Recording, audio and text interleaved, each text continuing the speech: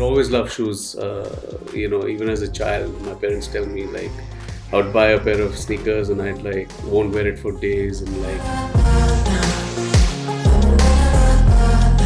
I think my journey from a collector to an entrepreneur is that of an enthusiast and a hobbyist. The sneaker culture in India, I think, is still quite niche. Instagram sort of has flattened the world, so what's cool everywhere else in the world is now also cool in India.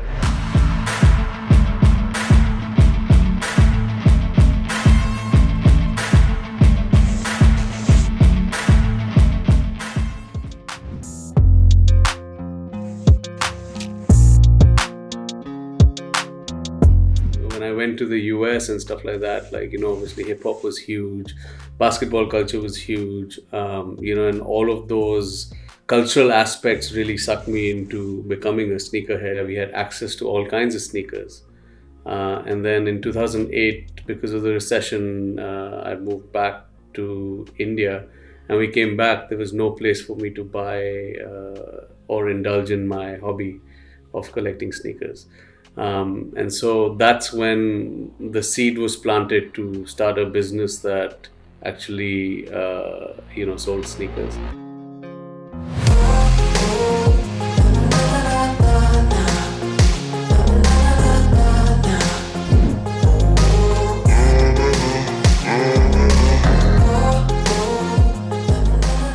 Air Jordan is linked to Michael Jordan, and he's one of the as they call it, he's the GOAT, greatest of all time.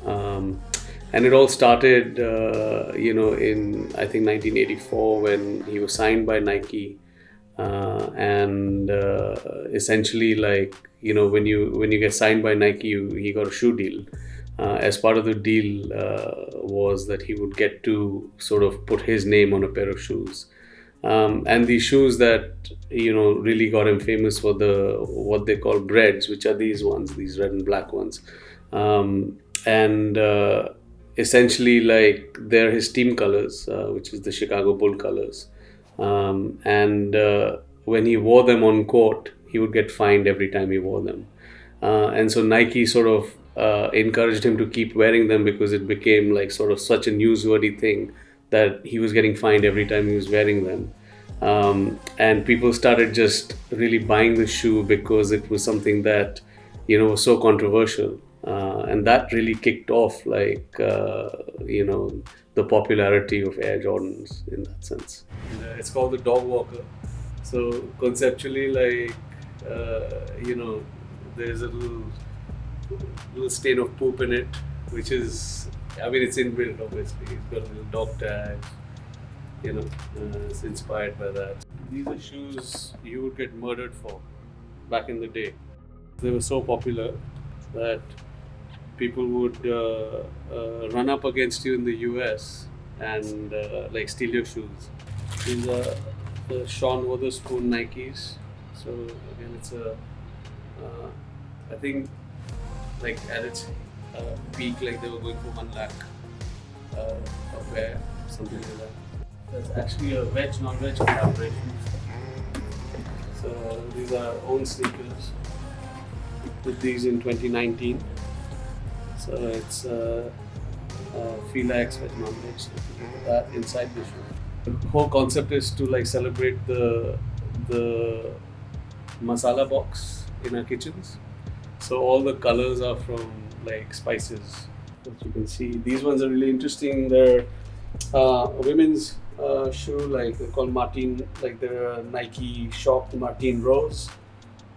Martine Rose is obviously sort of a couture designer, and she collaborated with Nike to sort of use the Nike Shocks mechanism from late 90s, early 2000s. These are the Quandos.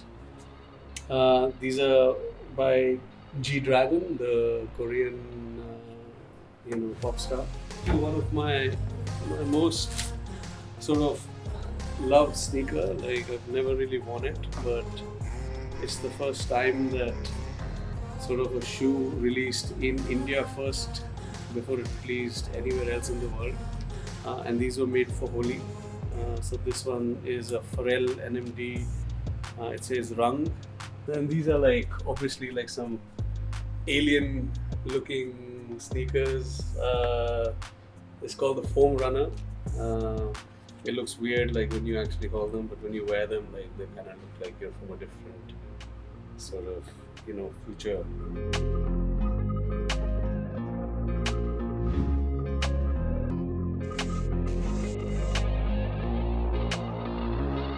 I definitely think that tier 2 and tier 3 cities have a propensity to buying sneakers, and I mean we're already seeing that. We're shipping all over India in like tier 2 and tier 3 cities like Rajkot, Kanpur, or Aizawl even in the northeast. These guys have some serious sneakerheads. A few years ago we had something called the reverse bread that was launching, which is I think only it was rumored to have only 2,000 sneakers all over the world or something like that. I can't remember its exact number. And people came from all across India to camp outside our store for 2 days.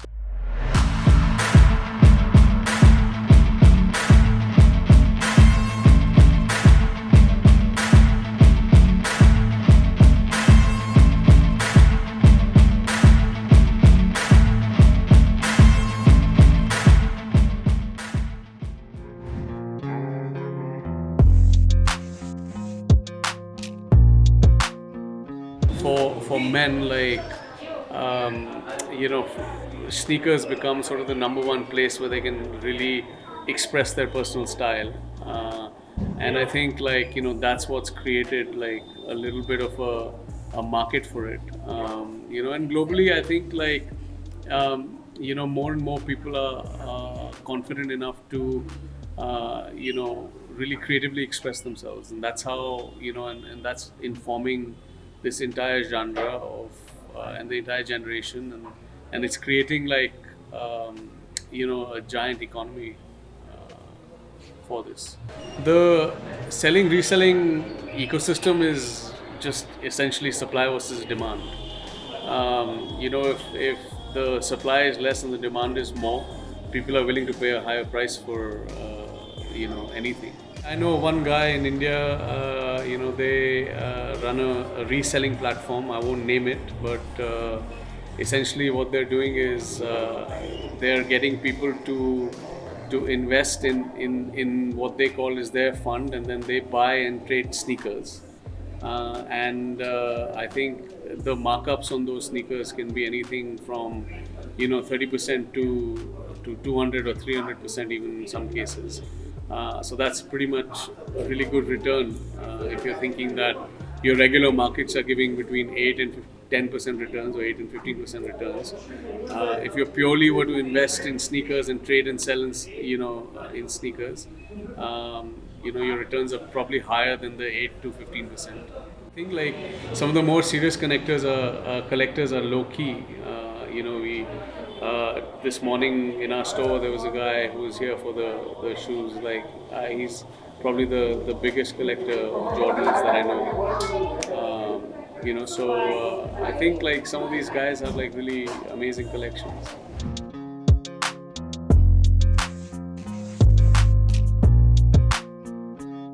When we thought of starting the store, we were driven by this idea of giving people access. I think we spoke about access earlier, but for us it's really making sure that we create a space where people feel comfortable coming in.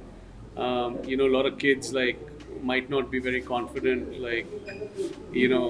expressing themselves through fashion, but with shoes I think they're a lot more confident. So I think accessibility is really important for us, getting in people with diverse sort of backgrounds. These shoes are Air Forces, they're mids. The whole concept here is that you can actually deconstruct these yourself.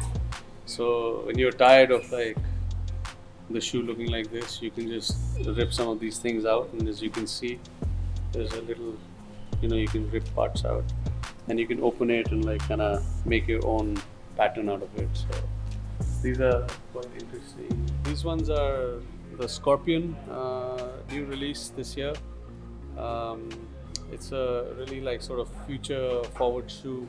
It's got a big air pocket. Like these are essentially like Nike does Nike Air, right? Like, and this is the largest sort of air capsule that they've ever put in a shoe. So these here are essentially, they're called Bear Bricks, and it's a collectible. These are the 1,000 percentages, so they're nice and big. Essentially, Bear Bricks are a collaboration between Medicom, who's like a collectible toy maker from Japan, and they usually work with like different artists to essentially, keeping the same shape as the brick, as the teddy bear. But they've always put art on it and stuff. So we stocked some magazines that are relevant to the culture, and also some clothes and some jerseys.